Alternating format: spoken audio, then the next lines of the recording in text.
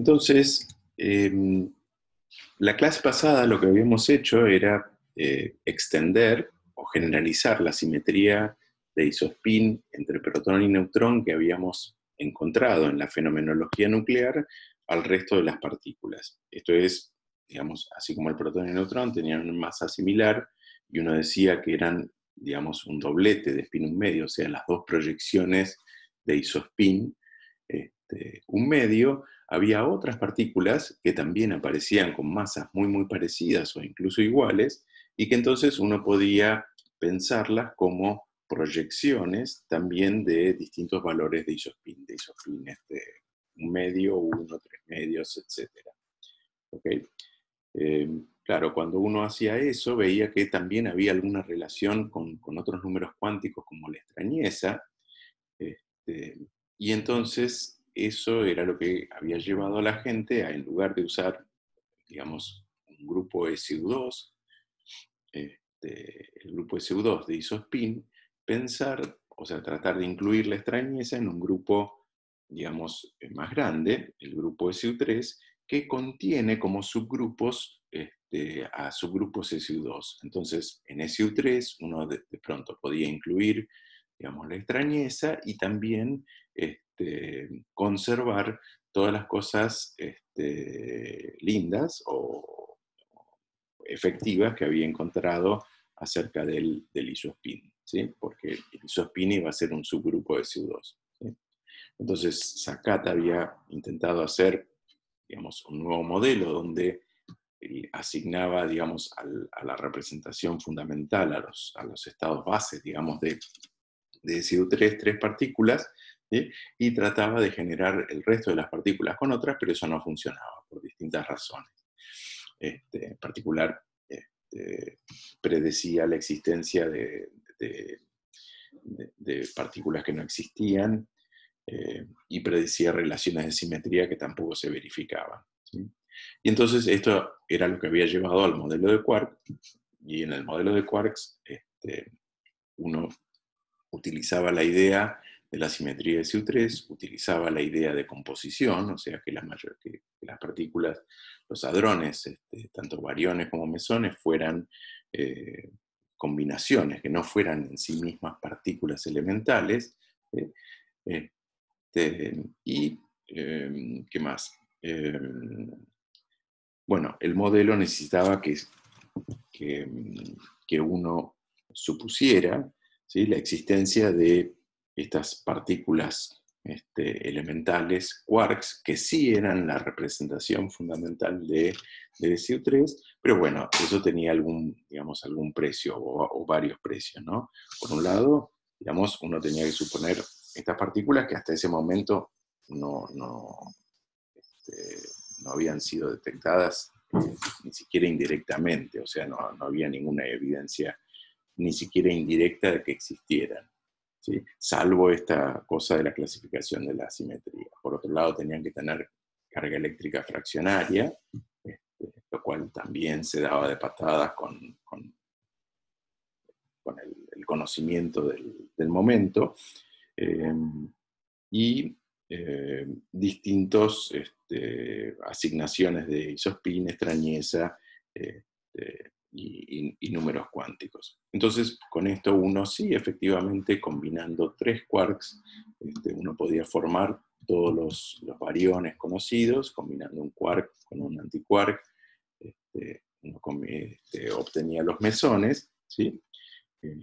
Pero bueno, no quedaba para nada claro por qué, ¿sí?, la interacción entre estos quarks exigía que solo se combinaran de a tres, o como un quark y un antiquark, y no hubiera ninguna otra posibilidad de estados ligados entre quarks, ¿sí? Ni tampoco por qué no podían vivir aislados. Todos esos eran propiedades que iban a tener que tener las interacciones entre los quarks. ¿Okay? Bueno,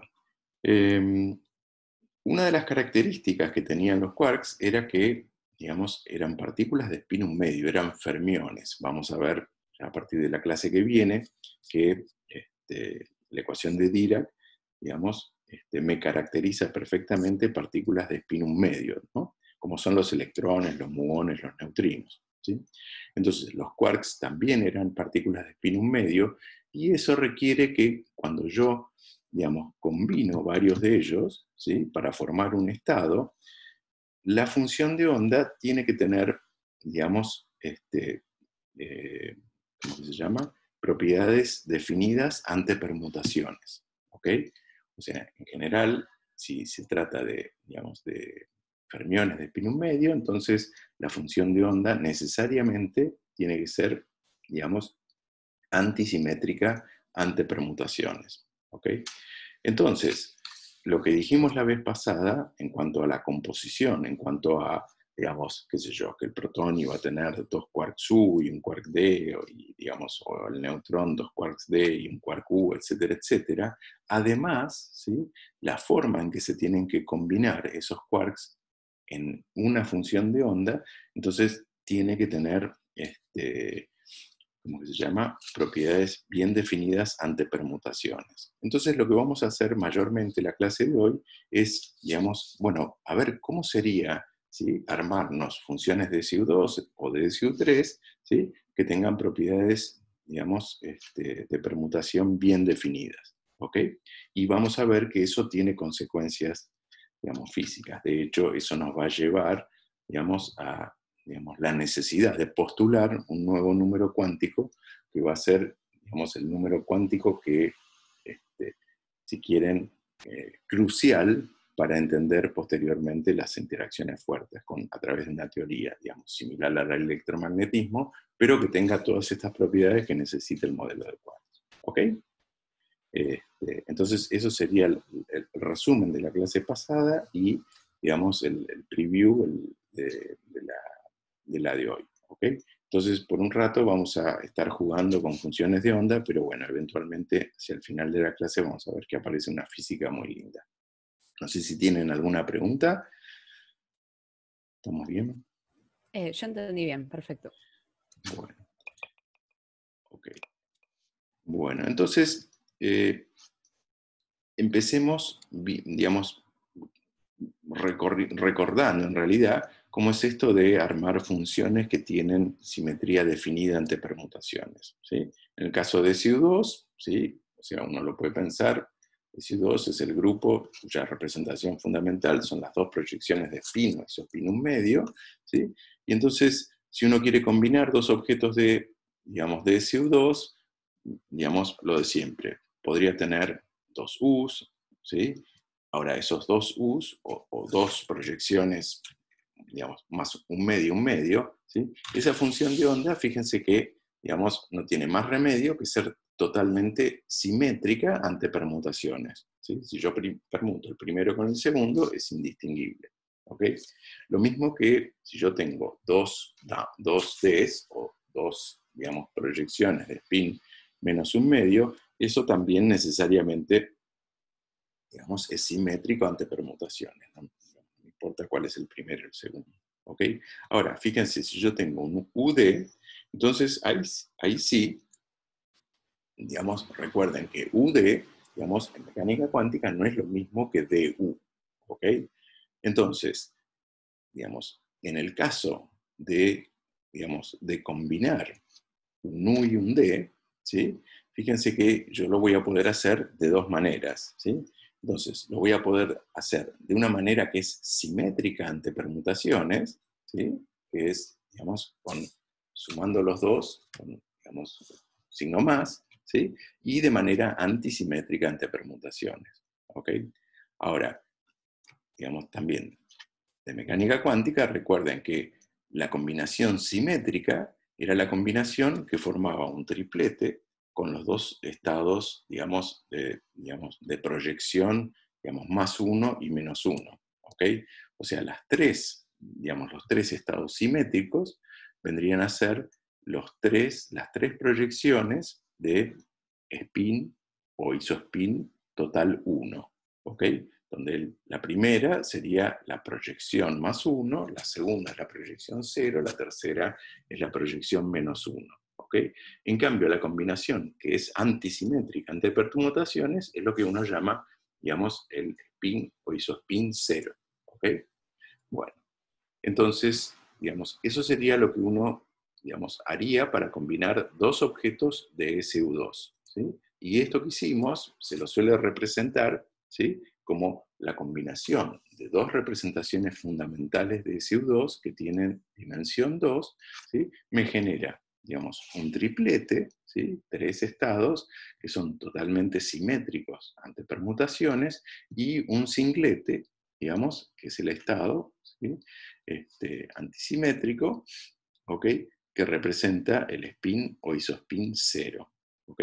Esto es seguramente lo que, digamos, vieron en física 4 o en teórica 2, ¿sí?, de la combinación de dos spines un medio.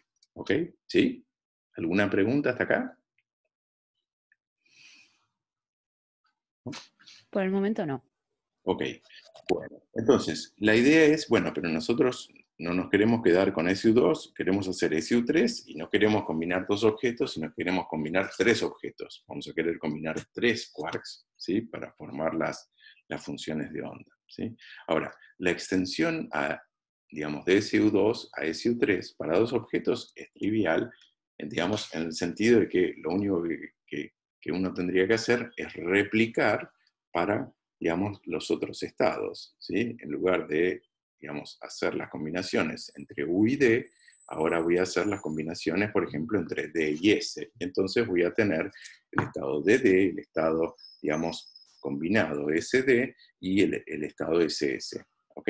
De nuevo, DD y SS vienen a ser parte de un triplete de este subgrupo SU2 que uno se arma entre D y S.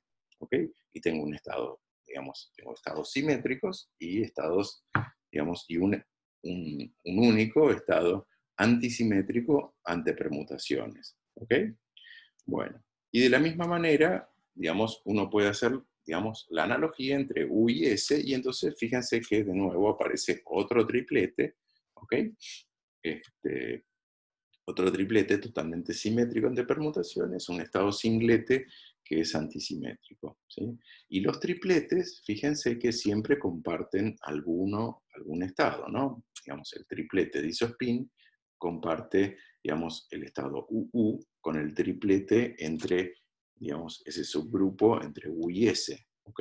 Porque, vamos, a las últimas dos líneas le falta, digamos, la primera línea de arriba para formar el triplete. ¿Ok? Y entonces fíjense, cuando combinamos dos objetos de SU3, ¿ok?, lo que encontramos fue, por un lado, 1, 2, 3, 4, 5, 6 estados simétricos, ¿sí?, que son, digamos, la representación simétrica, y luego tres estados antisimétricos, ¿sí?, que le vamos a poner, digamos, esa tilde arriba para, digamos, distinguirlo de lo que sería, digamos, la representación fundamental, ¿ok?, o de la representación de antipartículas que usaba Sakata, ¿ok? O sea, esta representación de dimensión 3 antisimétrica que viene de la composición es distinta de las otras representaciones. Tiene la misma dimensión, pero es claramente otra cosa, ¿ok? Entonces, esto sería combinar dos objetos de SU3. Fíjense que como estamos combinando, digamos, dos objetos que pueden tener tres, digamos, proyecciones distintas cada uno, en total son 9, y efectivamente, cuando hacemos la descomposición, la suma de los estados en las representaciones compuestas también me da, digamos, me da 9. ¿Ok? De la misma manera que antes 2 por 2 será 4, que es el 3 más 1. ¿Ok?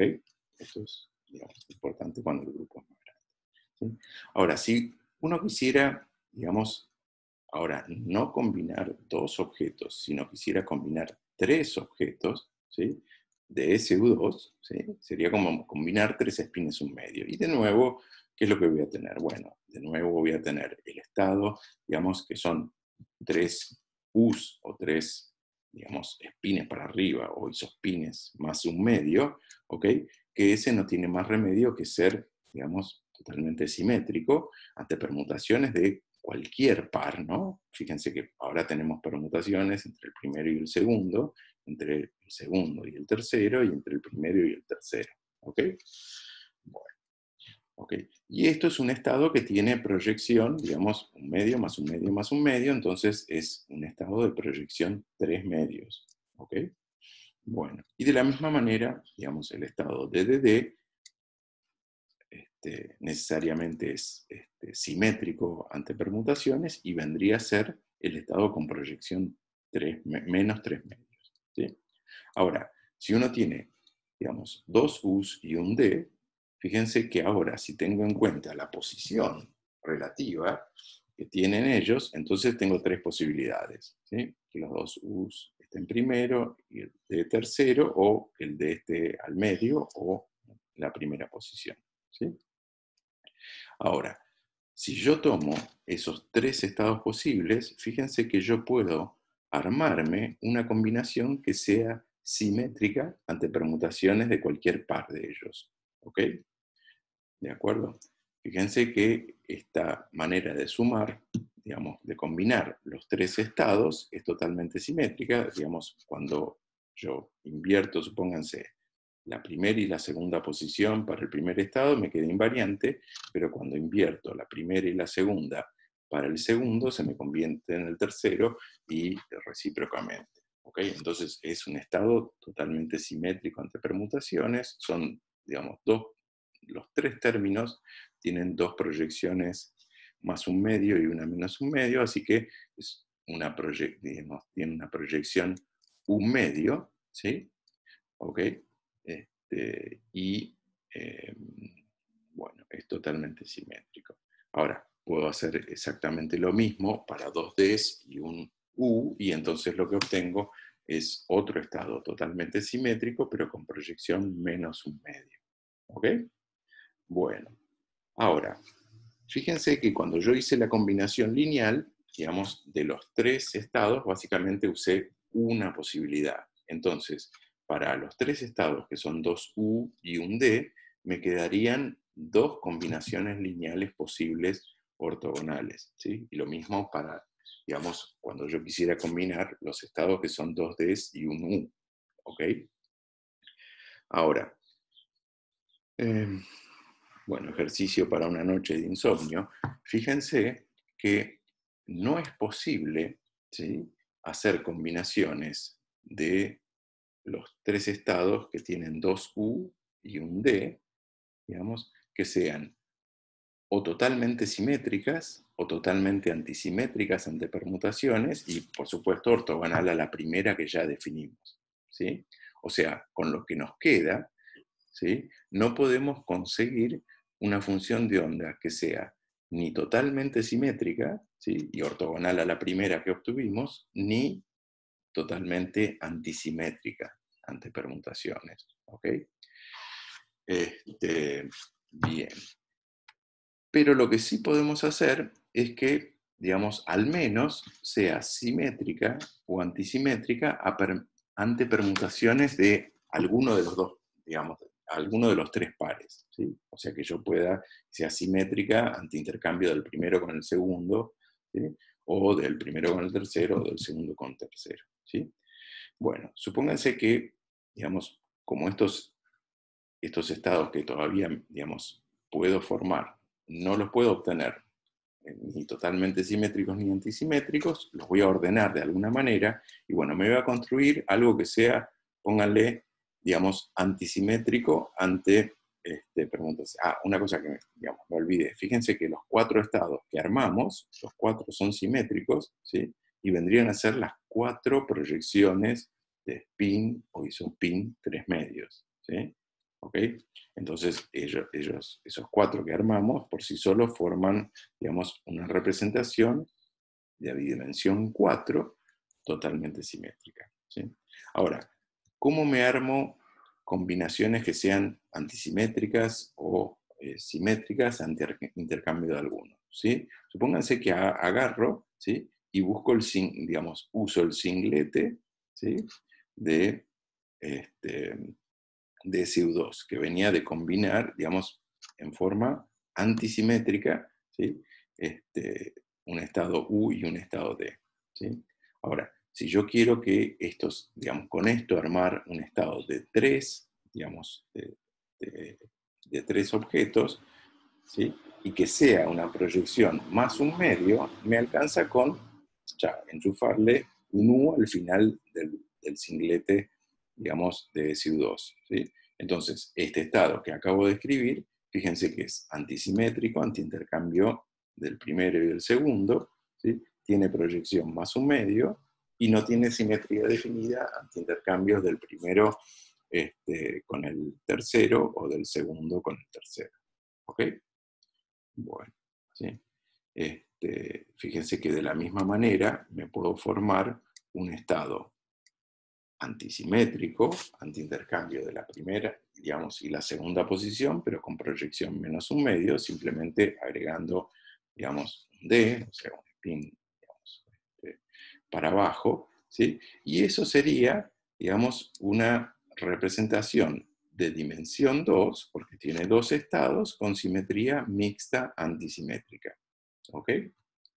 Bueno, finalmente, fíjense que para los tres estados me falta una combinación y yo podría decir, bueno, digamos, la voy a elegir que sea simétrica, antiintercambio del primero y del segundo, y ortogonal a los otros dos, digamos, a los otros dos estados. Entonces, simétrica, antiintercambio del primero y el segundo, sería agarrar, digamos, el estado del triplete, chantarle un U para que el isospin, digamos, la proyección de isospin sea más un medio, y la ortogonalidad me va a decir cómo son los coeficientes relativos entre ese objeto y el que, digamos, el que falta. ¿Ok? Entonces, digamos, lo que hice fue agarrar los dos U's, los tres estados que tienen dos U's y un D, ¿ok? Y entonces me construí un bicho totalmente simétrico, un mixto antisimétrico y un mixto simétrico. Y hago lo mismo para, digamos, la proyección menos un medio, y entonces así completo, digamos, las proyecciones. ¿Ok? Entonces, fíjense, digamos, estoy combinando tres objetos de SU2, y entonces tengo 2 por 2 por 2, son 8, ¿ok? Y tengo 4 estados, digamos, con, digamos, eh, algún tipo de ordenamiento en cuanto a la simetría ante permutaciones. ¿Ok? Bueno. ¿Qué más? Fíjense que si yo quisiera esto extenderlo a SU3, de vuelta, digamos, ustedes ya están cancheros, vamos a usar la idea de replicar los subgrupos, ¿sí? SU2 que están dentro de SU3. Fíjense que al combinar tres objetos de SU3, ¿sí? Yo me voy a encontrar, digamos, todas las cosas que encontraba dentro de, digamos, de tres objetos de SU2, pero replicado. ¿Ok? Por ejemplo, fíjense, esta representación, digamos, de dimensión 4 que encontraba cuando combinaba tres objetos de SU2, ¿sí? Son cuatro estados, ¿sí? Donde tengo el UUU, el DDD y el UUD y el DDU, ¿sí?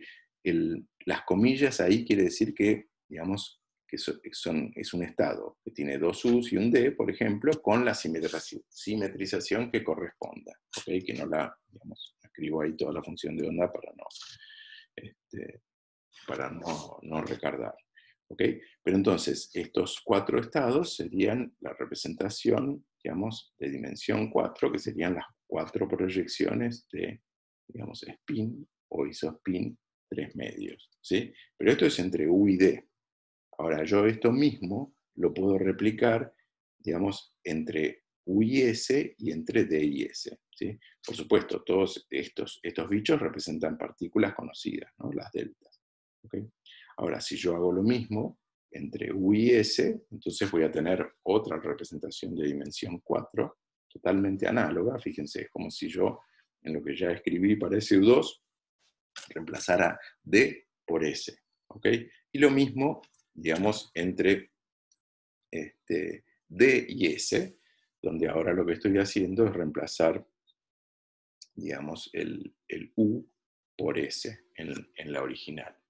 Entonces, fíjense, acá tendría, digamos, estos estados que tengo acá, estos 9 estados, digamos, son todos totalmente simétricos ante permutaciones. ¿Ok? Y serían, digamos, los,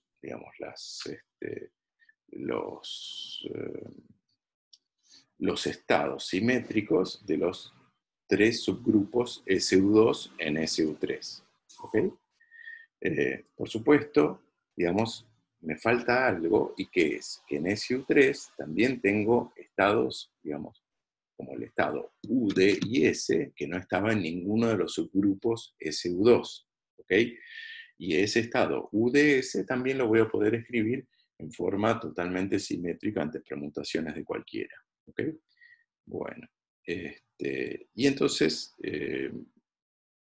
fíjense que lo que tengo al final del día son 10 estados que son totalmente simétricos ante permutaciones. A esto, digamos, a esta representación se la voy a llamar decuplete, ¿sí? Porque tiene 10 estados. Ok, todos son simétricos y todos representan partículas, digamos, conocidas. En realidad, cuando Gell-Mann propuso, digamos, el modelo, yo ya les había contado, en realidad la omega menos, la partícula que corresponde al vértice del triángulo, que son 3S, todavía no se había descubierto, digamos, entonces mandó a buscar, digamos, una partícula con los números cuánticos adecuados y efectivamente aparecieron. Fue la primera predicción del modelo de Quartz. ¿Okay? Bueno. Bueno, una cosa, una característica, ¿sí?, que yo ya creo que les comenté, es que todas las partículas estas que están en el decuplete, ¿sí?, todas tienen spin 3 medios. O sea, a todas ellas se le mide, digamos, el spin, ¿sí?, y son partículas de spin 3 medios.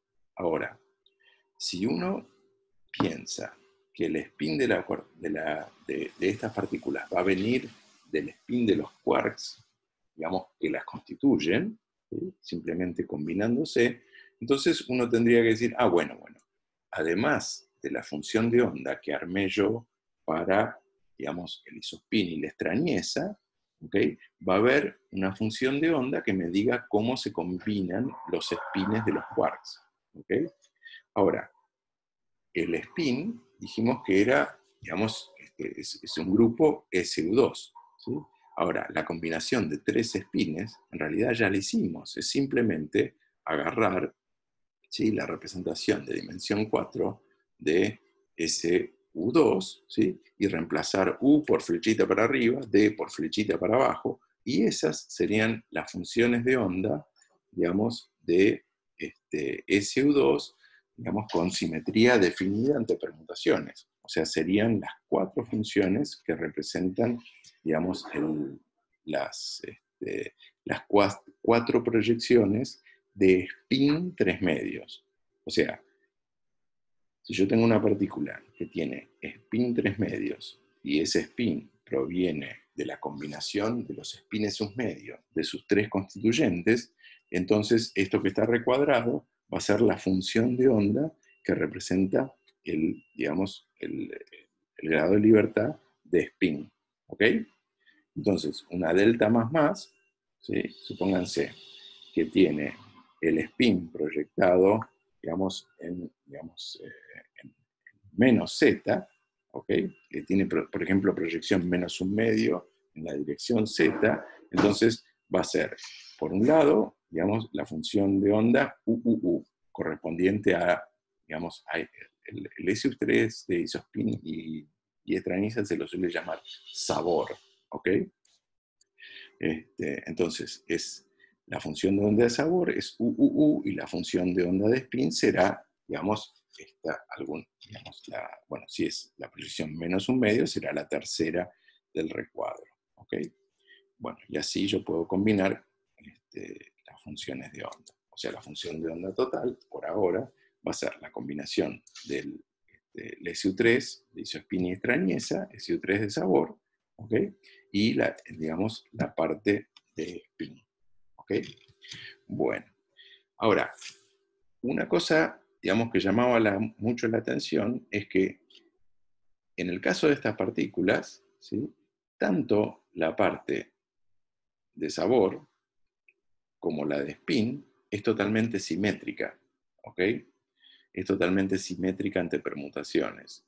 Entonces, eso lo que nos está diciendo es que falta algo, ¿sí? ¿Por qué? Porque falta algo, ¿sí? La función de onda correspondiente a un número cuántico que todavía no entró en juego, que antisimetrice y que haga que la función de onda total sea antisimétrica ante permutaciones. ¿De acuerdo? ¿Ok?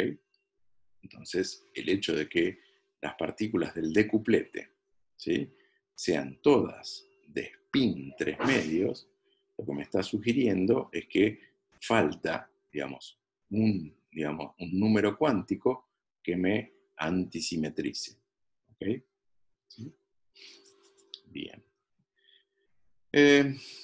Con respecto a, hacer el resto de las representaciones, ¿sí?, de SU3, lo que tendría que hacer ahora es replicar en SU3 las representaciones de simetría mixta, ¿sí?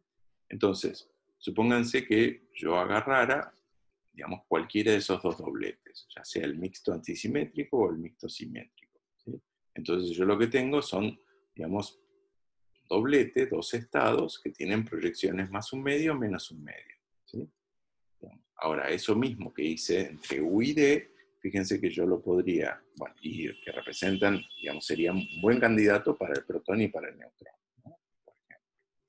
Ahora, eso mismo yo lo puedo replicar, ¿sí?, para el doblete que habría entre el U y el S, y para el doblete que habría entre el D y el S, para los cuales, por supuesto, tengo,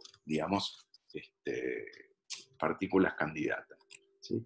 Todas estas partículas, a diferencia de los bariones del decuplete, son partículas de spin un medio. El protón y el neutrón tienen spin un medio. ¿Ok? Bueno, y si uno los estados, entonces me aparece esta especie de hexágono, queda un poquito chueco. ¿Ok? ¿Y qué más? Por supuesto, va a haber algo más que es, el estado UD y S, ¿sí?, con simetría mixta. El estado UDS no estaba en ninguna de las, de los subgrupos SU2, pero ciertamente, yo voy a poder hacer un estado UDS con simetría, ya sea mixta simétrica o mixta antisimétrica. Una cosa es que,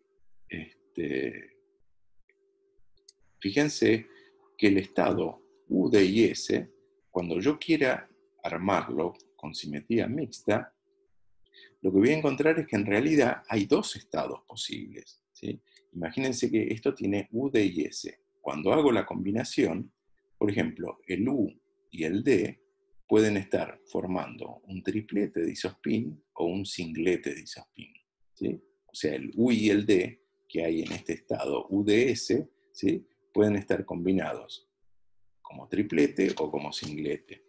¿Okay? Si yo los combino como triplete, me va a venir bárbaro, ¿sí?, porque entonces va a ser la proyección de isospin 0 que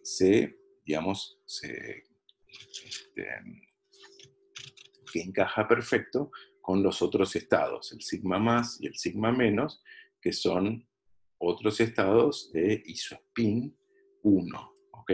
Entonces, el sigma más, el sigma menos y el sigma 0 formarían un triplete de isospin. ¿Ok?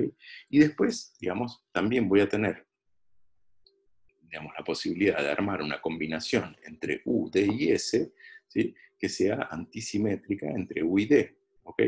Y eso es lo que se conoce como la partícula lambda, que es una partícula que, que tiene isospin 0. ¿Ok? Es una partícula que está formada por quarks U, D y S, pero con isospin total 0. Y por supuesto proyección 0. ¿Ok? Y entonces estos 8 estados que me quedan acá son, lo que se llama un octete, ¿sí? Estos octetes, por supuesto, los puedo hacer mixtos simétricos o mixtos antisimétricos, ¿ok? Y van a ser candidatos a las funciones de onda con que yo voy a representar, protón, neutrón, las sigmas y las psi, esas que están ahí abajo, ¿ok? Bueno, Ahora, fíjense que si uno combina 3 por 3 por 3, eso me daría 27 estados, ¿sí? Y el decuplete más los dos octetes son 26. Queda uno, ¿sí? Que no estaba, que es la combinación de, digamos, que sería la combinación de U y D y S, y que es totalmente antisimétrica, ¿ok? Sin embargo, eso, digamos, no corresponde a ninguna partícula. ¿Por qué? Digamos, porque no tiene números cuánticos, o sea, es un singlete, digamos, absoluto, ¿ok? O sea, sería una partícula que no tiene, digamos, no tiene ni carga eléctrica, ni isospin, ni extrañeza, así que bueno, está bien. Si existe, no la puedo ver, ¿ok? Bueno,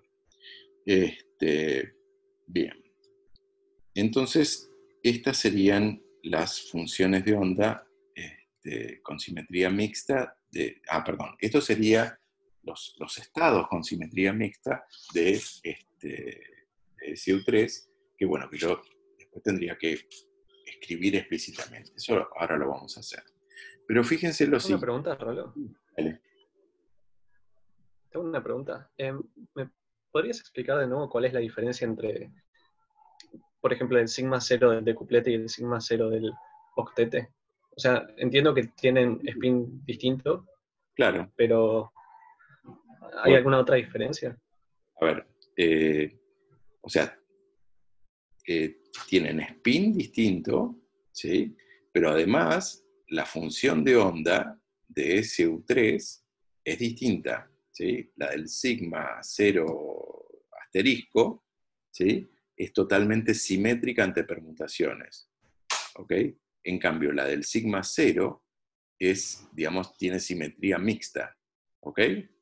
O sea, los dos tienen el mismo, digamos, la misma proyección de isospin, la misma carga eléctrica, ¿sí? Pero la manera en que están combinados es distinta, ¿ok? Desde el punto de vista, si querés, cuántico, ¿sí? El hecho de que tenga propiedades de permutación distintas, la función de onda, hace que sea distinta, ¿ok? Eh, Sí, sí, está perfecto. por otro lado, la masa es muy, muy distinta, ¿sí? La masa del sigma cero es apenitas un cachito más grande que la masa del protón y del neutrón, ¿sí? Poner la del protón es 940, ¿sí? Y la del sigma, o sea, cada extrañeza que vos le agregás, le agrega como 150 MeV. Entonces es un bicho que está cerca de, digamos, estaría en 1100, ¿ok? En cambio, digamos, los bichos que están en el decuplete en general son mucho más masivos y las deltas ya arrancan en 1100, ¿sí? De manera que la sigma cero, que es extraña, tiene 150 más y entonces tiene una masa de 1250 MeV, ¿ok? Pero bueno, es una partícula distinta. El nombre, digamos, eh, el, el símbolo que le han puesto estrella, ¿sí? Es porque en realidad pensaban que eran excitaciones, al principio, muy al principio, pensaban que eran excitaciones, ¿sí? De la sigma cero, o sea, pensaban que la sigma estrella o cualquiera de las partículas estrelladas era una excitación, ¿sí? de las otras que ya se conocían, de las de menor masa, ¿ok? Supónganse que un estado de impulso angular, pero después vieron que no, que digamos, eran partículas distintas, con funciones de onda distintas y con spin distinto. ¿Okay? No sé si eso contesta la pregunta. Sí, sí, perfecto. Ahora tengo otra duda, pero esta Dale, buenísimo. tal vez nada que ver. No, o sea, ¿cómo medían en su momento el spin de estas partículas también? Así como me dice el spin del electrón. A ver, ¿cómo lo medían? En general, se los miden reacciones en los cuales se pone a la partícula como un estado intermedio, ¿sí? Viste que estas partículas en general pueden decaer, ¿sí? Salvo el protón y el neutrón, ¿ok? Decaen entre ellas. Y entonces, mirando la distribución angular en la que, digamos, decaen los productos de decaimiento, de ahí podés deducir cómo es el spin. ¿Sí? No sé si en la guía está todavía, pero bueno, en las viejas guías había algunos ejercicios donde, por ejemplo, se mostraba explícitamente cómo se determinaba el spin, simplemente viendo cómo es la distribución angular que tienen los productos de decaimiento. ¿Sí? Tiene que ver con las matrices las matrices de rotación, ¿sí? Que tienen distinta dependencia angular en función de que correspondan a isospin, a distintas proyecciones de isospin. Pero básicamente es en decaimientos. ¿Okay? Está bien, perfecto. Si quieren, después les muestro cómo es, pero es un poquito largo. Bueno, bien. Entonces tenemos los candidatos para los octetes, pero fíjense que ahora tenemos un problema en el sentido de que tienen simetría mixta y yo quiero que tenga, que sea totalmente simétrico o mejor todavía, totalmente antisimétrico, o sea que tenga simetría ante permutaciones definidas. Ahora, como todas las partículas del octete tienen spin un medio, entonces fíjense que la función de onda de spin, ¿sí?, del protón o el neutrón simplemente va a ser lo que escribí antes, ¿sí?, las funciones de simetría mixta, reemplazando U por flechita para arriba y D con flechita para abajo. ¿Ok? ¿Sí?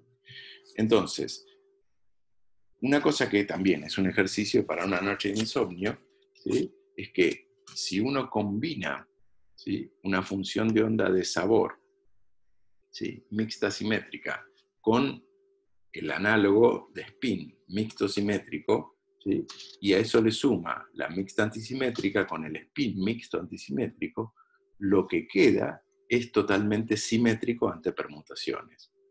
¿Ok?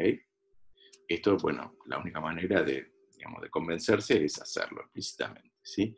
En cambio, si uno mezcla, la función de onda de sabor mixta simétrica con una mixta antisimétrica de spin, entonces lo que queda es totalmente antisimétrico ante permutaciones. ¿Ok? Vale decir que en el caso de los bariones de spin un medio, ahí sí uno se podía, llegar a formar una función de onda de sabor y spin que fuera antisimétrica como lo requiere la estadística. Sin embargo, ¿sí?, la naturaleza, ahora vamos a ver, lo que pide es que no, que la parte de sabor y spin, ¿sí?, sea también, como en el caso del decuplete, totalmente simétrico ante permutaciones y que entonces haya algo más, ¿sí?, el ingrediente extra que me dé la antisimetría. ¿Ok?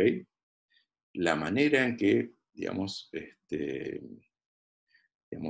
uno se da cuenta que la función de onda de sabor y spin del octete tiene que ser totalmente simétrica es a través de la medida de los momentos magnéticos, que ahora les voy a recordar qué corno es. Pero bueno,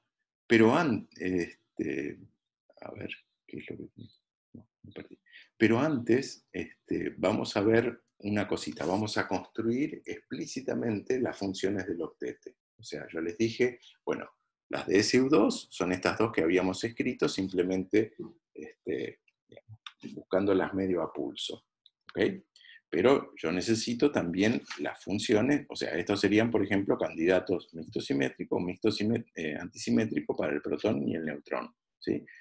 Ahora, ¿cómo escribo explícitamente con pelos y señales las de las otras partículas? Para hacer eso en forma prolija, vamos a recurrir de nuevo, a la idea de los operadores de subida y de bajada y extenderlo para el caso de SU3. Fíjense que el protón y el neutrón, entonces, son un doblete, son las dos proyecciones de isospin un medio. ¿Ok? Y entonces yo, de alguna manera podría conectarlos, digamos, de la misma manera que hacía con dos espines un medio a través de un operador de subida y de bajada, ¿no? Tal que el operador de subida aplicado a la proyección menos me llevara a la más y viceversa, ¿no? El menos aplicado al más me llevara. Pero claro, esto era para un solo estado. Yo lo tendría que hacer o extender, digamos, para 3 estados. La manera de hacerlo para 3 estados es construirse, ¿sí?, un operador de subida y de bajada que, escrito en términos de lo que tiene que hacer sobre cada una de las posiciones, ¿sí?, sea el operador de subida de toda la vida, pero aplicado a la primera posición, ¿sí?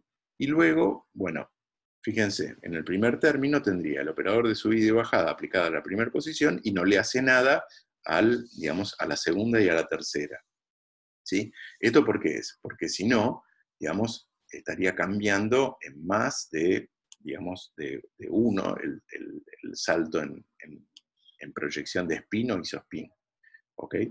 Pero luego, para que todo me quede simétrico, o sea, para no alterar la simetría, tengo que hacer lo mismo en las otras 2 posiciones. Entonces, si quieren, la motivación para escribir el operador sería ese, ¿sí? Y bueno, digamos, y podemos chequear explícitamente que cuando le apliquemos el operador, pónganle sigma menos, ¿sí?, a un estado con simetría mixta o simetría mixta simétrica o mixta antisimétrica a un estado, digamos, un medio, me tiene que dar el un medio menos un medio, ¿sí? Y con todos los numeritos, todas las fases y todos los signos, ¿sí?, bien definidos, ¿sí?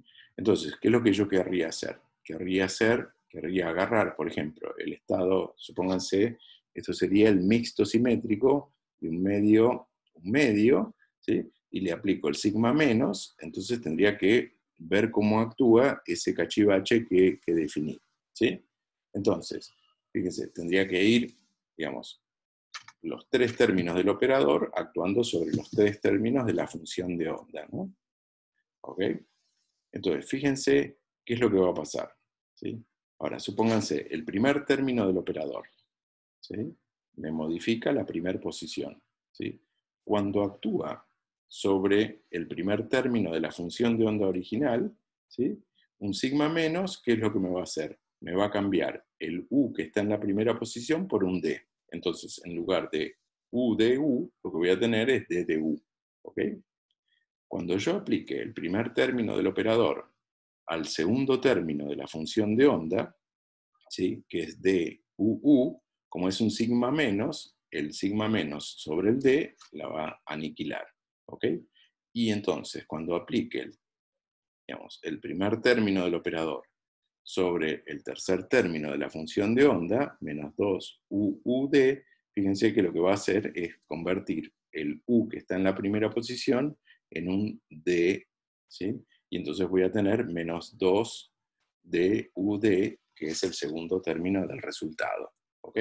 Bueno, y así sucesivamente tendría que hacer lo mismo, digamos, haciendo actuar el segundo término del operador, el tercer término del operador sobre los 3 términos de la función de onda, y bueno, y van a obtener eso que está escrito ahí, que se puede reordenar, y trivialmente lo que encuentro es exactamente la función de onda de la proyección menos un medio con simetría mixta, ¿sí? ¿Ok? Entonces, efectivamente me construí un bicho que digamos, me deja mover en forma horizontal en ese octete. Ahora, la extensión a SU3 es hacer lo mismo, ¿sí?, para los otros subgrupos de SU2, ¿sí? ¿Qué es lo que va a pasar? Fíjense, esto que yo hice ahora, yo lo podría pensar como que lo hice con, digamos, las matrices de Gell-Mann que tienen en el primer, digamos, ¿cómo que se llama? En el primer cuadradito, en la fila y la columna 1 y 2, ¿sí?, que ahí tenía las matrices, digamos, las matrices de Pauli, ¿ok? Entonces, que era el análogo digamos, del isospin un medio. Pero también lo podría hacer, ¿sí?, por ejemplo, con digamos, las matrices de Gell-Mann 4 y 5, que eran el subgrupo SU2 entre U y S, que me va a conectar, ¿sí?, los estados en el, digamos, en el octete, ¿sí?, que estén en la diagonal que va, digamos, de izquierda hacia derecha y de abajo hacia arriba. ¿Ok?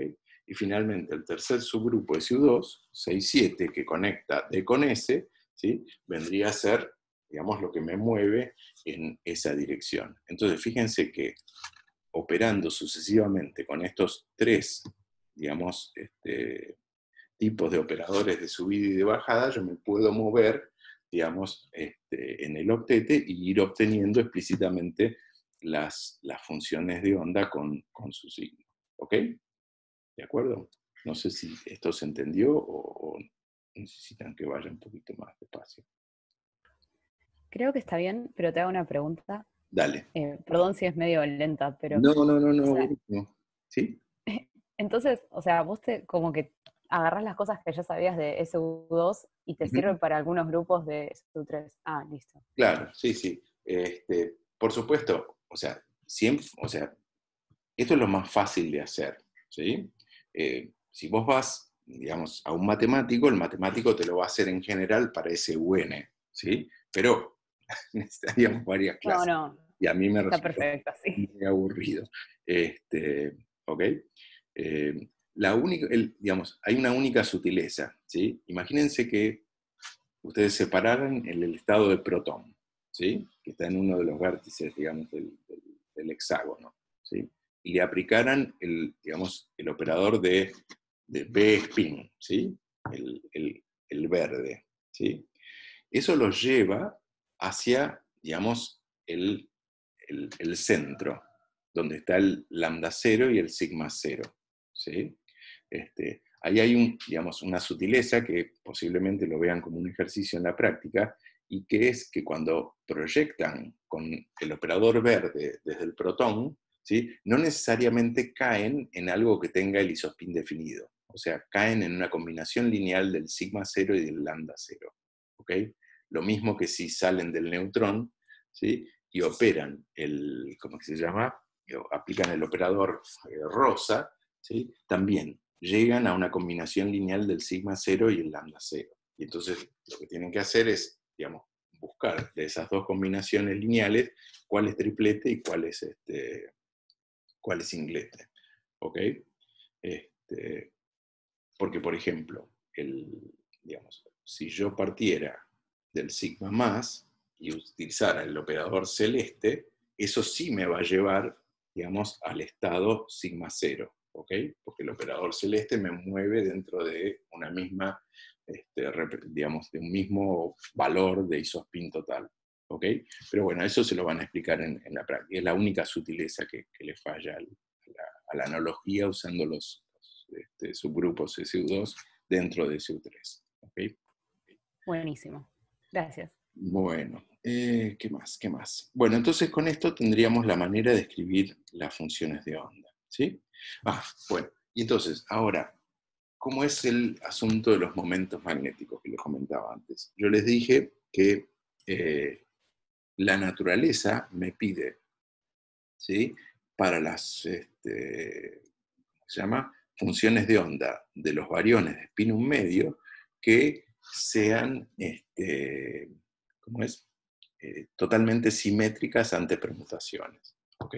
Y entonces, la manera de ver por qué es eso es, por ejemplo, viendo los momentos magnéticos de las partículas. El momento magnético, ustedes recuerdan, es una propiedad bien característica de cualquier partícula, es cómo digamos, determina cómo se acopla a un campo magnético. ¿Sí? Uno lo define, no sé, en física 3, a través de digamos, la corriente, digamos, que circula por una espira, y después eso uno lo generaliza en términos del impulso angular, ¿sí?, orbital. ¿Ok? Cuando uno quiere, digamos, extenderlo al spin, o sea, uno piensa el spin como una forma también de impulso angular, ¿sí?, y quiere ver digamos, el momento magnético correspondiente a ese spin, digamos, la analogía clásica de pensar una pelotita que da vueltas, ¿sí?, falla. ¿Sí? Sin embargo, la ecuación de Dirac predice cómo es el momento magnético, digamos, de las partículas de spin 1 medio debido al spin. ¿Sí? Es una de las grandes predicciones, digamos, de la ecuación de Dirac, predecir cómo es el momento magnético de un electrón, un muón o sus antipartículas, ¿sí? El positrón o el antimuón, ¿sí? De hecho, es una de las predicciones más, ¿cómo se llama?, más precisas de la física, ¿no? Que se puede hacer con 9 cifras significativas, ¿sí? ¿Okay? O sea, el cálculo teórico coincide con la medición experimental dentro del error experimental, que hoy en día está en 9 cifras significativas. ¿Okay? Bueno, lo que dice la ecuación de Dirac, que lo vamos a ver a partir de la clase que viene, o la siguiente, el momento magnético, la del viernes, es que el momento magnético es proporcional a la carga eléctrica e inversamente proporcional a la masa, ¿sí? Y hay un factor 2 que no sale de la analogía clásica, pero sale perfecto de la ecuación de Dirac. Acá estamos haciendo, como siempre, unidades naturales, h barra igual a c igual a 1. ¿Okay? Bueno, entonces, esto era uno de los, digamos, grandes éxitos de la ecuación de Dirac. Sin embargo, ¿sí?, la predicción falla horriblemente para el protón y el neutrón, ¿sí? En 1933, Otto Stern agarró y dijo, bueno, vamos a medirle el momento magnético a los protones y a los neutrones, y encontró que el momento magnético del protón era 5 veces lo que predecía la ecuación de Dirac, y que el neutrón, que es una partícula que no tiene carga eléctrica, sí tenía momento magnético. ¿Ok? Y entonces desde ese momento se lo llamó momento magnético anómalo. Fíjense, esto era un escándalo, ¿no? Porque, digamos, Dirac había propuesto la ecuación en 1927, en 1931 Anderson había descubierto los positrones, en 1932 le dieron a Dirac la cátedra de Newton en Cambridge, en 1933 le dieron el Nobel y salió digamos, mostrando que le erraba al momento magnético del protón y del neutrón. Sin embargo, digamos, nosotros sabemos por qué le erra. Le erra porque el protón, digamos, no es una partícula, digamos, simple como el electrón o el muón, ¿sí? Es una bolsa de quarks, ¿ok? Y entonces eso no está descrito por, digamos, la ecuación de Dirac de partícula libre, ¿ok? O sea, los dos tenían razón. Lo que sí, digamos, predice la ecuación de Dirac sería cómo sería el momento magnético del quark, porque el quark sí es una partícula, digamos, es una partícula sin estructura, va a ser proporcional a la carga eléctrica del quark, digamos, y a la masa del quark. Y entonces, el momento magnético del protón o del neutrón va a ser mirar y combinar los momentos magnéticos de cada uno de los quarks que lo constituyen, ¿sí? Fíjense que el momento magnético tiene la dirección del spin de la partícula, ¿no? Y entonces uno tendría que fabricarse una especie de operador que se fijara en qué dirección está el spin, ¿sí? Eso podría ser sigma 3, ¿sí? Luego un operador que me leyera la carga y la masa correspondiente al tipo de quark, ensangucharlo eso sobre, digamos, con las funciones de onda del protón, y digamos, y eso me daría el momento magnético del protón, me daría el momento magnético del neutrón. Por supuesto, digamos, yo no sé todavía cuáles son las masas de los quarks, ¿sí? Sin embargo, en ese momento dijeron, bueno, pero yo no sé cuánto vale, ¿ok? Y no sé cuándo la voy a poder medir, pero lo que sí sé es que la masa del U tiene que ser, digamos, muy, muy parecida a la masa del D, justamente por la simetría del isospin y por el hecho de que el protón y el neutrón tienen masas casi iguales. Entonces, a pesar de que no sé exactamente cuánto vale la masa del quark, ¿sí?, supongo que son iguales para el U y el D, y entonces calculo el cociente entre los momentos magnéticos y en el cociente se me va a anular la masa, ¿ok? Y me va a dar una predicción. Bueno, y ese número está precioso con el cociente de los valores medidos, dentro del 3%, ¿ok? Pero eso es si yo uso una función de onda de sabor y spin que sea totalmente simétrica, ¿ok? Si yo uso la función de onda, o sea, la combinación antisimétrica de sabor y spin, entonces me da horrible, ni siquiera le pego al signo, ¿ok? Entonces, esto lo que hizo es convencer a la gente de que la manera en que se combinaba el sabor con el spin era en forma totalmente simétrica ante permutaciones. ¿Ok? ¿Estamos hasta acá? Bien, sí, sí. Bueno, entonces, ¿qué corno es lo que antisimetriza la función de onda? ¿Sí? Recuerden, para las partículas del decuplete de spin 3 medios, ¿sí? No tienen más remedio que tener esa combinación. Para las partículas del octete, tienen que tener esta combinación si yo quiero reproducir el valor del cociente de los momentos magnéticos. Esta predicción tan buena para el cociente de los momentos magnéticos fue una de las cosas que hizo que se aceptara, digamos, el modelo de quark, que la gente empezara a pensar en serio que no era simplemente un artificio, digamos, o una herramienta de contabilidad, sino que había, digamos, una realidad física detrás, o sea que los quarks tenían una entidad física además de hacer la contabilidad de los números cuánticos. ¿Okay? Bueno, entonces, ¿qué es lo que, digamos, necesitaría? Yo necesitaría que los quarks tuvieran un número cuántico y que ese número cuántico me, digamos, me antisimetrizara las funciones de onda, tanto para los bichos del octete como los del decuplete y como los mesones, ¿sí?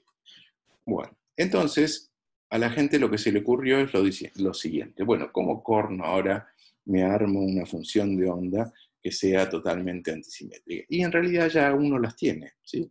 Porque recuerden, cuando hicimos las combinaciones, digamos, la combinación de 3 objetos de SU3, vimos que había un estado, digamos, que era singlete y totalmente antisimétrico, ¿sí? Y lo mismo en el caso del amigo Sakata, cuando hacía 3 por anti-3, también había un estado que era, digamos, totalmente antisimétrico ante permutaciones, ¿sí? Y eso me vendría como anillo al dedo, ¿sí? ¿Por qué? Porque si yo postulo que los quarks tengan un número cuántico que tiene simetría SU3, que no es ni sabor ni spin, es otra cosa, distinta, ¿sí? Entonces, con decir que la interacción o lo que sea, digamos,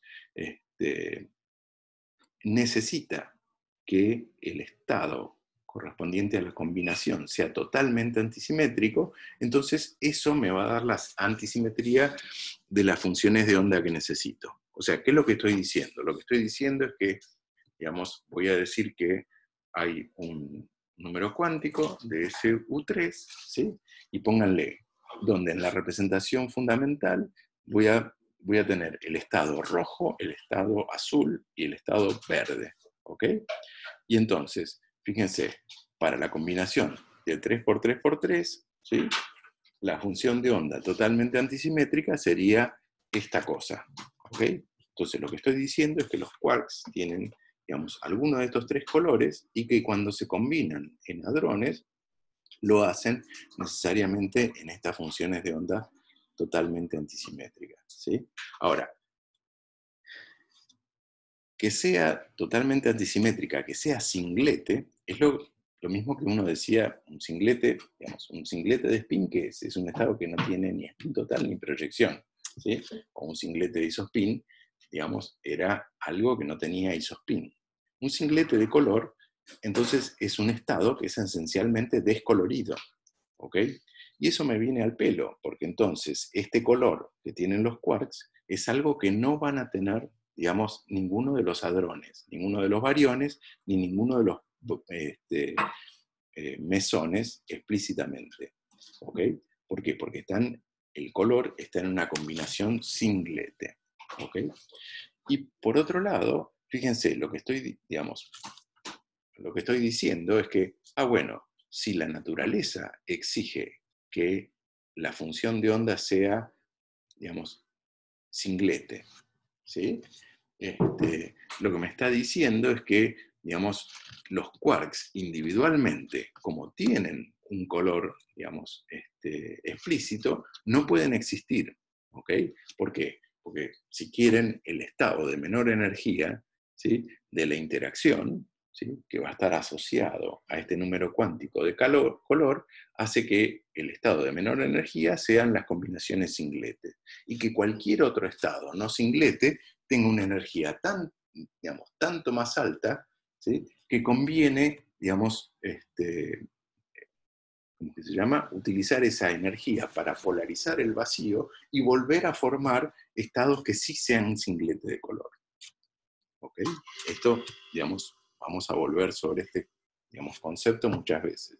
Pero, digamos, de alguna manera la conclusión sería que, digamos, las interacciones responsables de mantener, digamos, a los quarks unidos dentro de los protones, los neutrones o el resto de las partículas, ¿sí?, esa interacción aborrece que haya color explícito. Es tan costoso en términos de energía que, digamos, para cualquier sistema es preferible, ¿sí?, polarizar el vacío y crear nuevas partículas que neutralicen el color.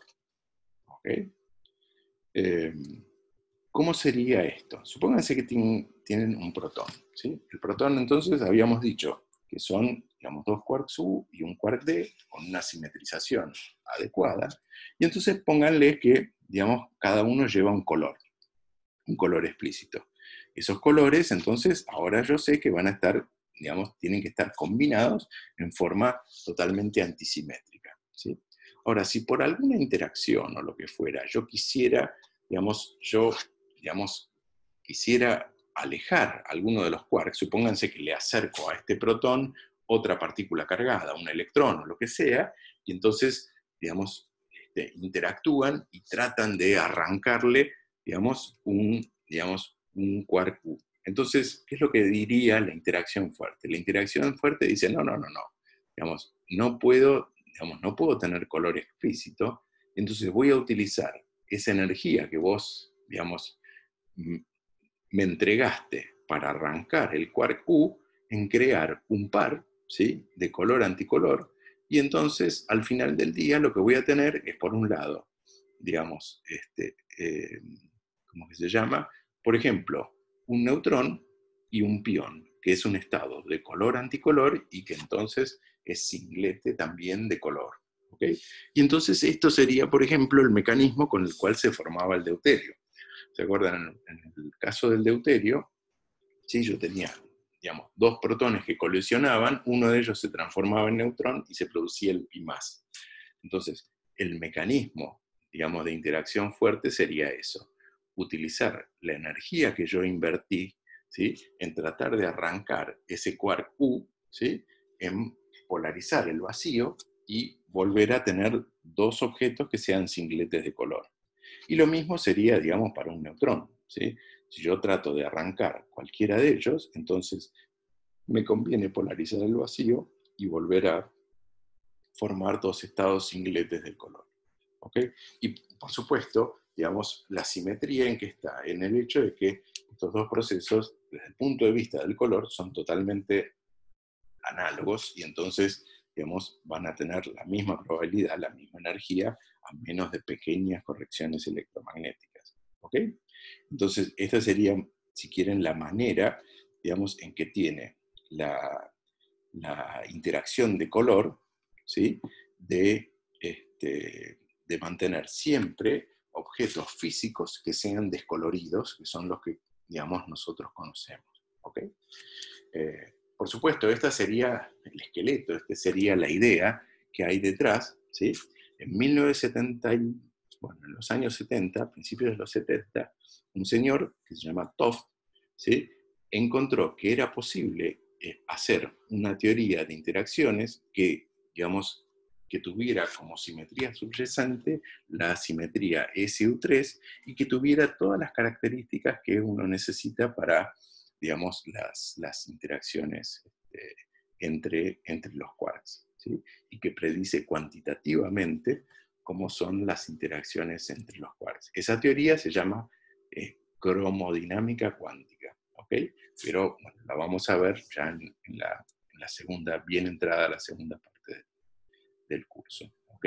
Es como una especie de electromagnetismo donde las cargas eléctricas no son eléctricas, sino son cargas de color, ¿ok? Y tengo campos análogos al fotón, ¿sí? Que, digamos, se encargan de que se mantenga, digamos, que todos los estados físicos sean estados descoloridos. ¿Ok? Bueno. Te hago unas Sí, preguntas, dale. Rolo. Sí. Una era, había interacciones que en esa época dijeran, esto debe ocurrir, pero no ocurre, y se explican con la incorporación del color como número Sí, cuántico. sí, exacto. Sí, hay muchas, digamos, hay muchas evidencias que se entienden con la incorporación del color. ¿Ok? Por ejemplo, una de ellas, ¿sí?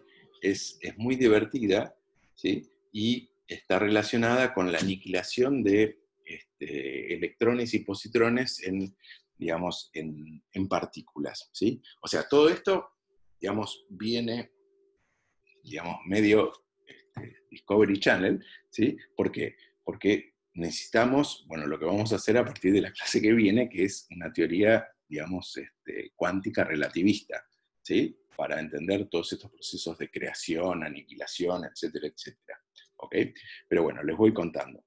Digamos, cuando uno, digamos, agarra y hace colisionar un Bueno, electrón. perdón, ¿te puedo hacer una Sí, pregunta que me quedó de la diapo anterior también? sí, dale. ¿Por qué era que la función de onda tenía que ser totalmente antisimétrica? Eso es, digamos, digamos, es una cosa estadística, ¿sí? Si quieren, del principio de exclusión de Pauli, que cuando vos tenés funciones de onda de fermiones, ¿sí? Como son los quarks, porque son partículas de espinum medio, la función de onda del sistema que vos formés con esos fermiones tiene que ser totalmente antisimétrica ante permutaciones. ¿Ok? ¿Sí? Eso Genial. es Sí, sí, sí. la estadística. O sea, en su momento, Pauli tuvo la genialidad, ¿sí? O sea, inmediatamente después de que digamos, digamos, se propuso la mecánica cuántica no relativista, la ecuación de Schrödinger, de observando el comportamiento de estados si quieren, de electrón, ¿sí? De ver que, digamos, existía una restricción estadística a las funciones de onda de los fermiones de espinum medio. Y eso seguramente ustedes la hayan usado hasta el cansancio en molecular, en sólidos. ¿Ok? Lo que pasa es que recién cuando uno hace la teoría cuántica relativista, o sea, la teoría de campos, y hace la cuantización en teoría de campos, uno encuentra la relación que hay entre digamos, el spin y la estadística. ¿Ok? O sea, la razón por la cual uno necesita esos estados totalmente simétricos la vamos a ver, digamos, cuando hagamos la cuantización del campo, ¿ok? Aunque sea en chancletas, pero bueno, vamos a ver que es un requerimiento que tiene que ver con, con la teoría, ¿ok? ¿De acuerdo? Dale, perfecto.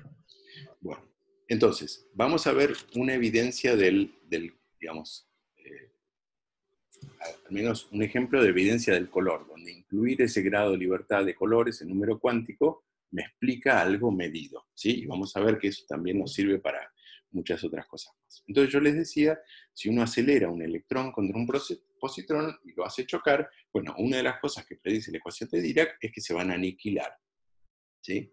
Entonces uno chocan esos electrones, digamos, ese electrón y ese positrón, se aniquilan, y la energía en el centro de masa se puede usar básicamente para crear, digamos, lo que me alcance, ¿sí?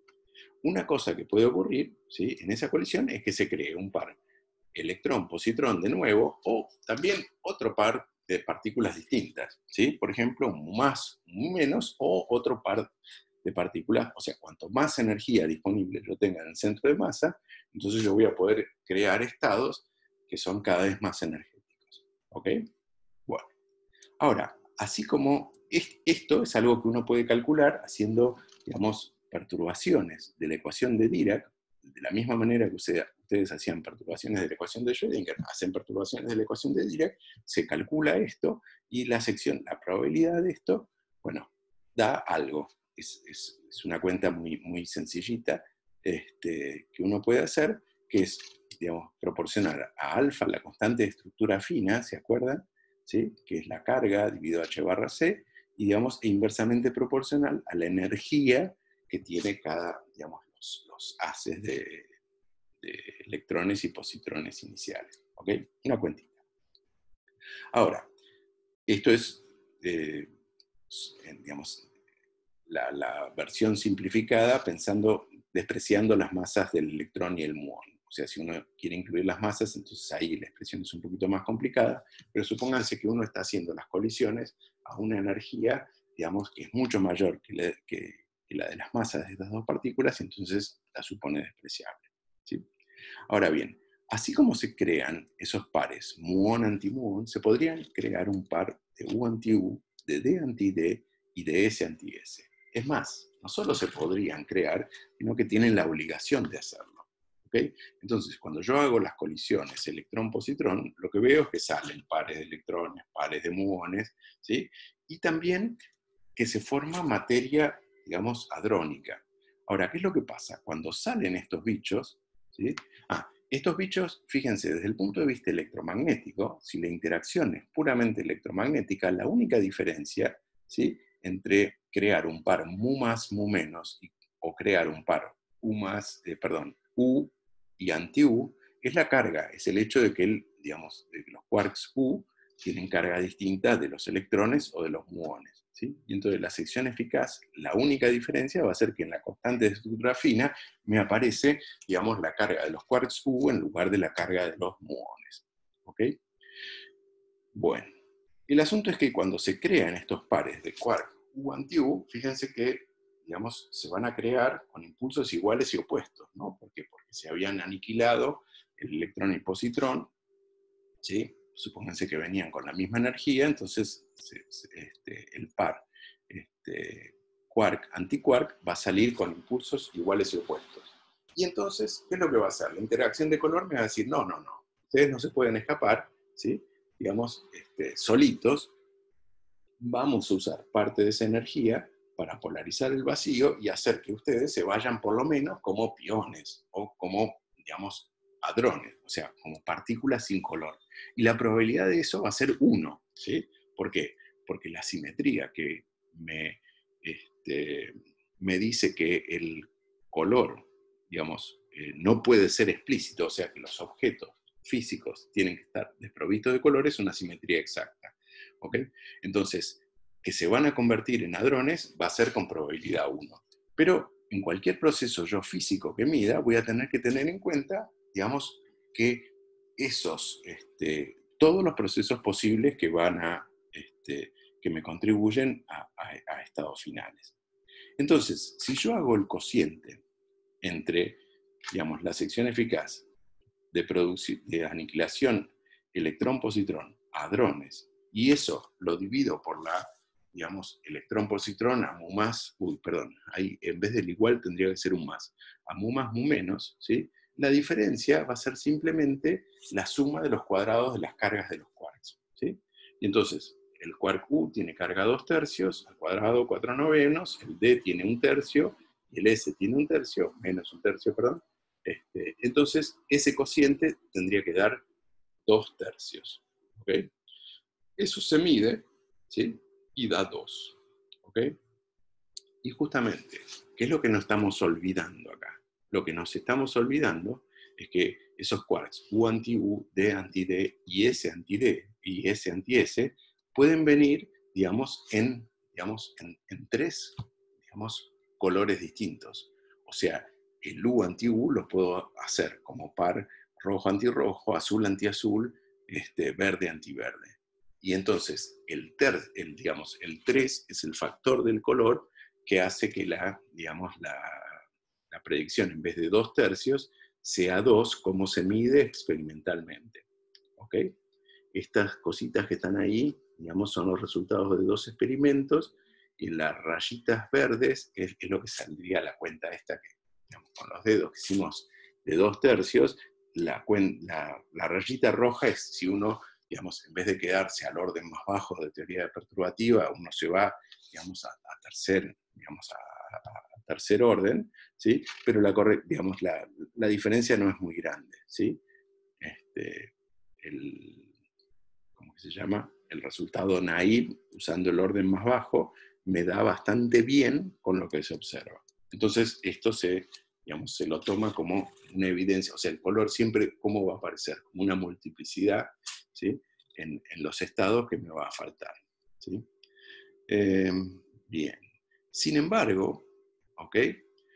En 1974, lo que ocurrió es que midiendo, digamos, este mismo cociente de secciones eficaces de producción de hadrones, ¿sí? Lo que se encontró es que al aumentar la energía y pasar un cierto threshold, un cierto umbral, un cierto valor umbral de energía, de repente digamos, el cociente, en vez de ir a 2, se iba a 3.3, ¿sí? Que es el primer escaloncito que aparece en ese gráfico.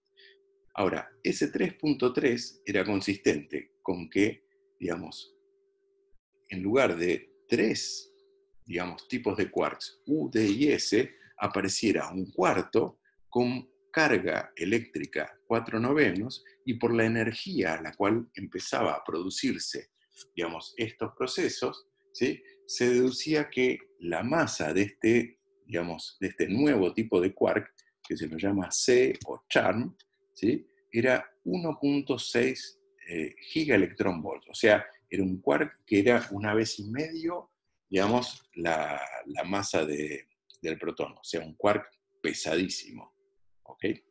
Y justamente este proceso arrancaba cuando yo tenía la energía, digamos, disponible en el centro de masa, necesaria para crear un quark charm y un quark anti-charm de 1.6 gigaelectronvolts, ¿ok?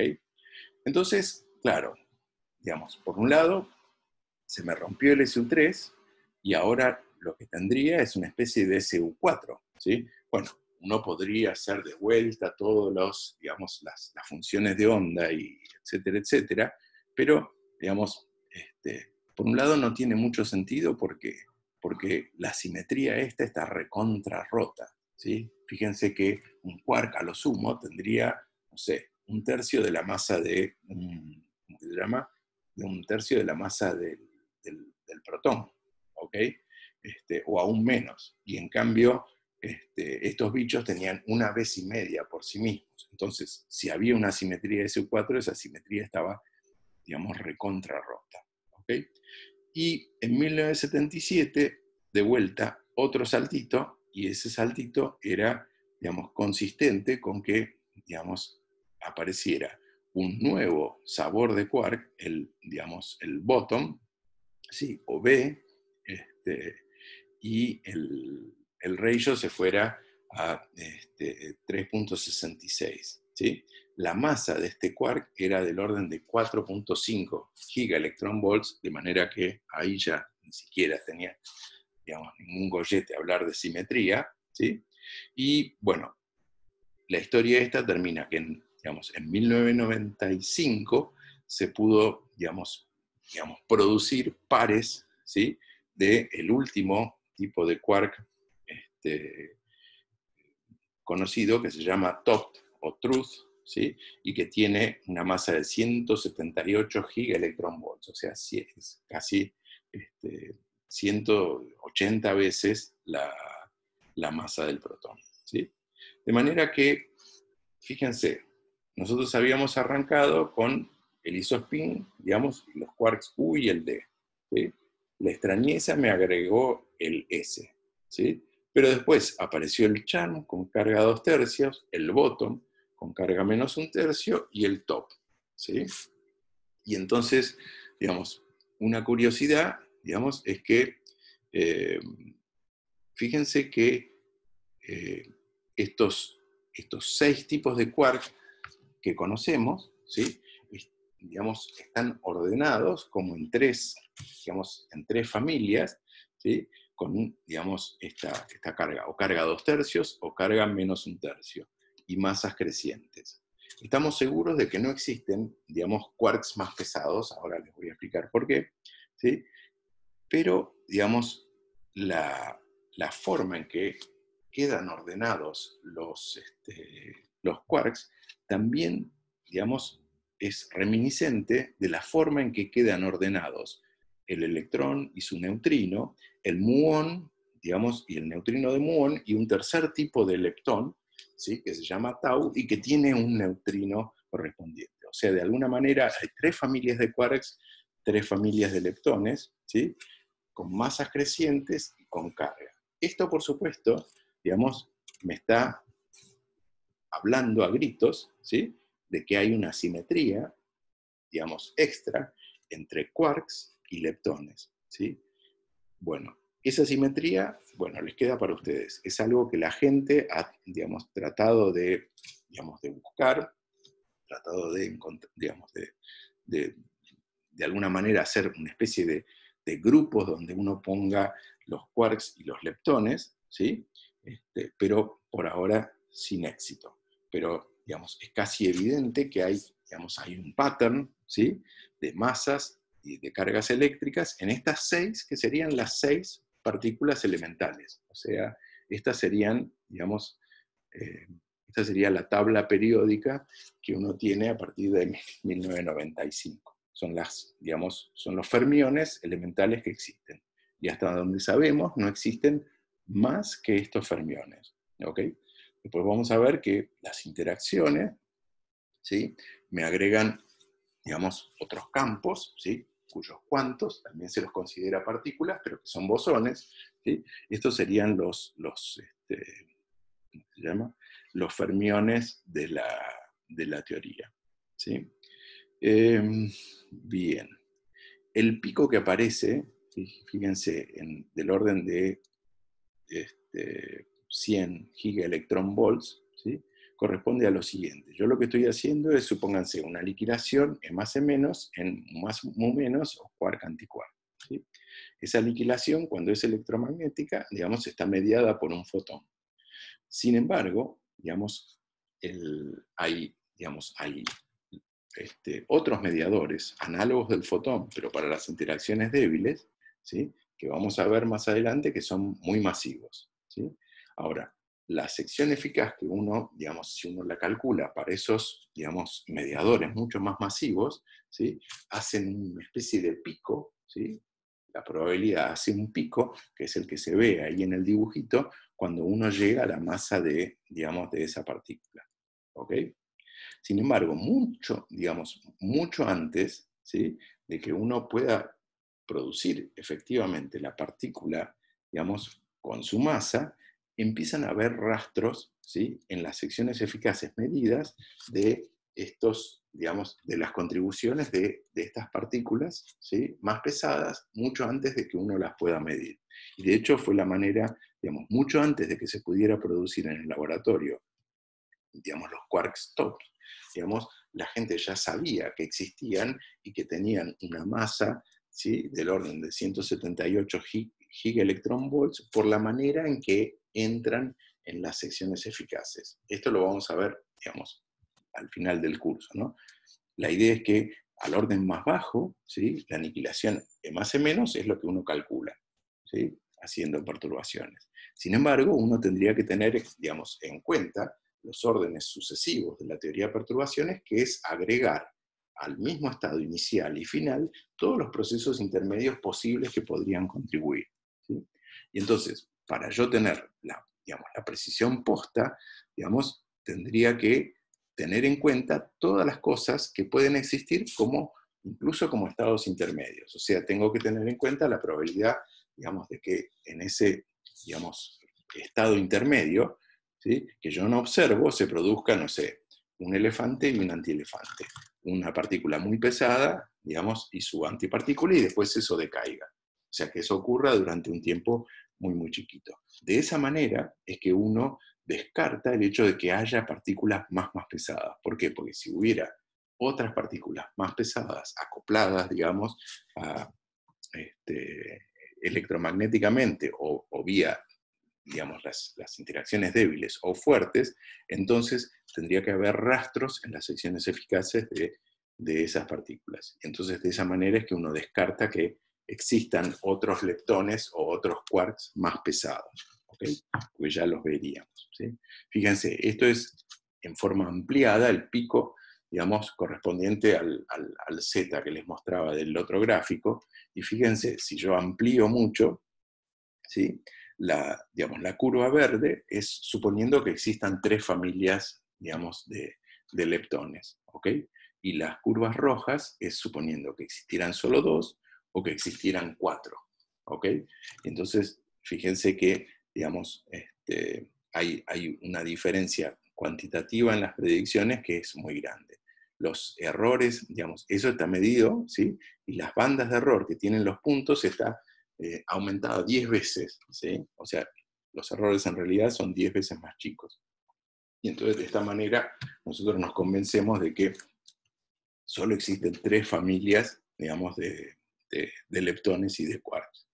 ¿Ok? Bueno, bien. Todo esto, fíjense, lo que nos está diciendo a gritos es que, digamos, para seguir adelante necesitamos entender un poquito más, ¿sí? Cómo es la mecánica cuántica relativista, ¿sí? Y cómo son estas interacciones, cómo son las creaciones y aniquilaciones de partículas, ¿sí? O sea que lo que vamos a hacer en las próximas clases, para seguir adelante, es hacer una formulación relativista de la mecánica cuántica que nos dé un insight, digamos, más preciso de todos esos procesos. ¿Por qué? Porque está claro que, digamos, para entender qué es lo que pasa con la materia a nivel, digamos, muy elemental, necesitamos, digamos, esos conceptos, ¿ok?